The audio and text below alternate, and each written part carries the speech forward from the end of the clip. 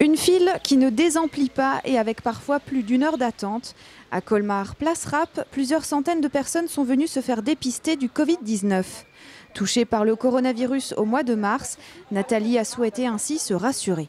Je trouve que c'est primordial et que c'est très important pour savoir si j'ai encore des traces en sachant que j'ai encore des difficultés à respirer quand je monte les escaliers et j'ai des quintes de toux parfois. Après Mulhouse, c'est au tour des Colmariens de pouvoir profiter de cette campagne nationale organisée par l'Agence régionale de santé et la ville de Colmar. Ce dépistage massif est totalement gratuit et sans ordonnance. Il doit permettre de mettre en évidence les personnes porteuses du virus et ainsi les orienter vers un parcours de soins. Le dépistage est réalisé par un laboratoire d'analyse médicale qui effectue un prélèvement dans le nez et qui fournit les résultats aux patients sous 24 heures.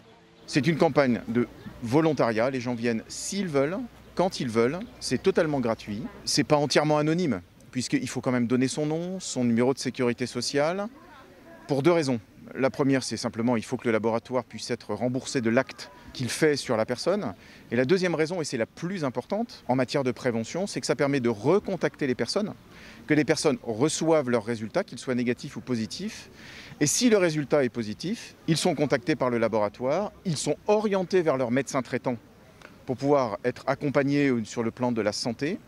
Et ensuite, ils sont appelés par l'assurance maladie dans le cadre du contact tracing pour être isolés, repérer quels sont leurs contacts qui doivent aussi être isolés et aussi testés. L'objectif étant bien de casser les chaînes de contamination. Plus de 500 personnes ont été testées à Colmar en 2 jours. Prochaine étape de la campagne de dépistage Saint-Louis les 1er et 2 juillet.